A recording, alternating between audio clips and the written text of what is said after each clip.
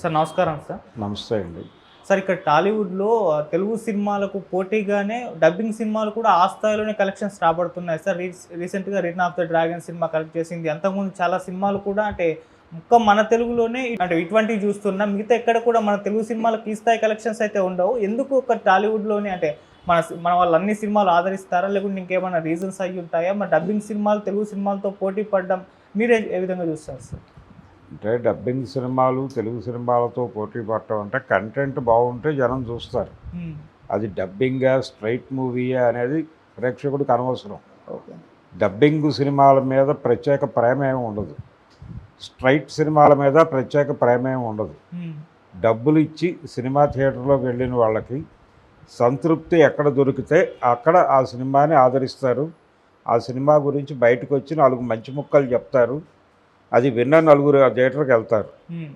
కాబట్టి ప్రజలకి నచ్చేటువంటి కంటెంట్ తీయలేకపోతున్నాం మనము, వేరే వాళ్ళు తీస్తున్నారు, విజయాలు సాధిస్తున్నారు అని అనుకోవాలి తప్ప మన సినిమాలు ఆదరించటం లేదు, వాళ్ళ సినిమాలు ఆదరిస్తున్నారు అంటే కుదరదు.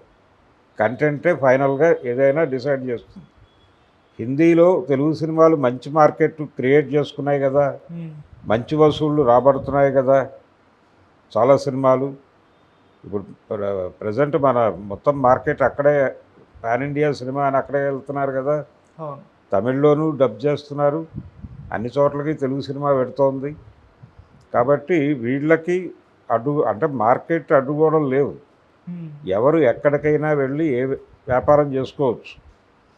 కాబట్టి మీరు ఇటు నుంచి అటు ఎక్స్పాండ్ అవ్వదలుచుకున్నప్పుడు మీరు కంటెంట్ బలంగా ఉంటే జనం సినిమా చూస్తారు. తెలుగు సినిమాకు సంబంధించి ఇప్పటికీ జరుగుతున్నది ఏంటంటే, వీళ్ళు గ్యారంటీ అంటే మినిమం గ్యారంటీ అనో లేకపోతే ప్రూవ్డ్ సబ్జెక్ట్తో వెళ్ళాలి అనో ఒక తాపత్రయంతో ఫార్ములాలో ఇరుక్కుంటున్నారు. హ్మ్.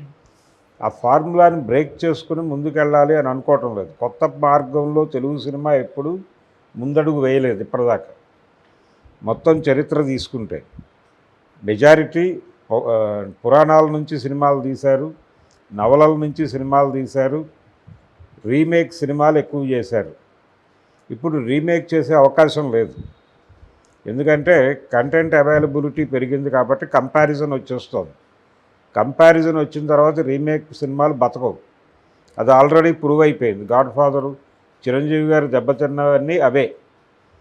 అలాగే పవన్ కళ్యాణ్ దెబ్బతిన్న సినిమాలు కూడా అవే. అందుకని రీమేక్ అనేది ప్రస్తుతం రద్దయిపోయినటువంటి వ్యవహారం. కనుక ఓన్ కంటెంట్తో సినిమా చేయాలి. ఈ ఓన్ కంటెంట్ కూడా అనేక పరిమితులు, ఫార్ములాలు పెట్టుకుని సినిమాలు చేస్తున్నారు.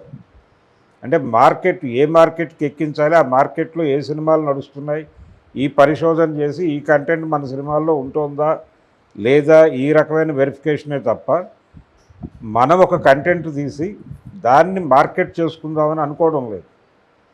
వాళ్ళు అనుకుంటున్నారు. వాళ్ళు మార్కెట్ స్టడీ చేసి అలా ఆ పద్ధతిలో వెళ్ళాలి అని మాత్రమే అనుకోవడం లేదు. ఒక మంచి కంటెంట్ మార్కెట్లోకి పంపిస్తే అది డెఫినెట్గా సేల్ అవుతుంది అనుకుంటున్నారు. అలా అనుకుని చేసిన సినిమానే మొన్నొచ్చి జనాలని థియేటర్లకు రప్పిస్తున్నటువంటి సినిమా డ్రాగన్. డ్రాగన్ సినిమాలో కంటెంట్ బాగుంది కాబట్టి జనం వెళ్తున్నారు. కంటెంట్ బాగోకుండా ఎందుకు చూస్తారు జనాలు? దారుణంగా డిజాస్టర్లు అయినటువంటి డబ్బింగ్ సినిమాలు ఎన్ని లేవు? విజయ్ సినిమాయే ఇక్కడ పెద్దగా నడవలేదు కదా ఈ మధ్య విడుదలై. మొన్న రిలీజ్ అయినటువంటి అజిత్ సినిమా పరిస్థితి ఏంటి? ఎవరైనా వెళ్ళారా థియేటర్కి? కంటెంట్ బాగుండాలి. అక్కడ రజనీకాంత్ ఉన్నాడా లేకపోతే కొత్త హీరో ఉన్నాడా అనేది కాదు, ఆ కథ బాగుందా లేదా అన్నది. చావా ఎందుకు కనెక్ట్ అయింది అంటే దానికి ఆల్రెడీ ఒక వేవ్ క్రియేట్ అయింది కాబట్టి అది డబ్బుడ్ వెర్షన్ చూడటం కోసం జనాలు వెయిట్ చేసే పరిస్థితి క్రియేట్ అయ్యి ఉంది కాబట్టి జనం చూశారు. దానికి 1000 కోట్లు దాకా వచ్చే అవకాశం ఉందని చెప్తున్నారు. అంటే ఈ డబ్బింగ్ కలెక్షన్స్ అన్ని చోట్ల కలిపి నెమ్మదిగా అది 1000 కోట్ల క్లబ్లోకి వెళ్ళే మూడ్లో ఉంది. ప్రస్తుతం 400-500 దాకా వెళ్ళిపోయింది. ఇప్పుడు ఈ డబ్బుడ్ వెర్షన్స్ వెళ్తున్నాయి. తెలుగులో కూడా అది వెరీ ఫస్ట్ డే 3 కోట్లు కలెక్ట్ చేసింది.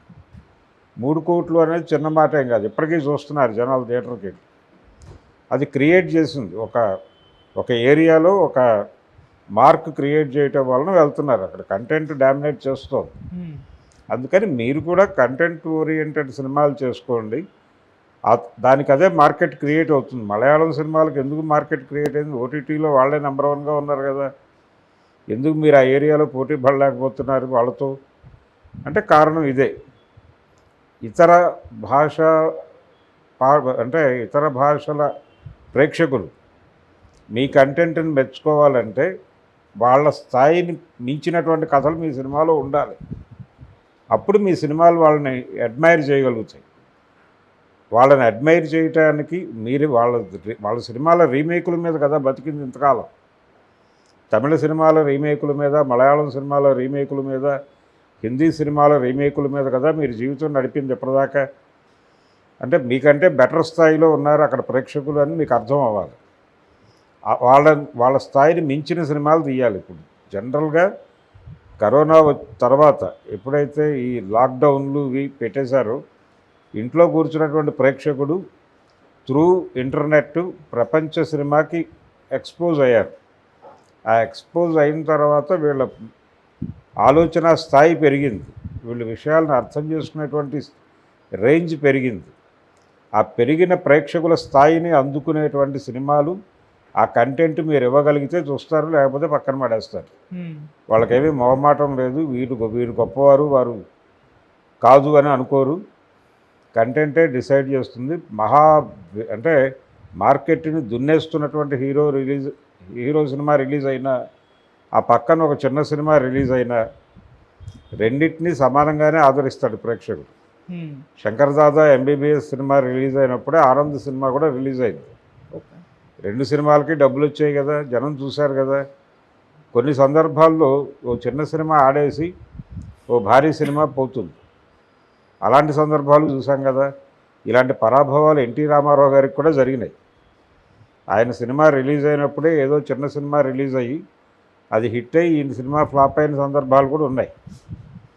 కాబట్టి ఇక్కడ స్టార్ కానివాడు, లేకపోతే కంటెంట్ ఏదేదో బిగ్ బడ్జెట్ సినిమా ఇవేవి ఉండవు, ఈ మొహమాటాలు ఏమీ ఉండవు.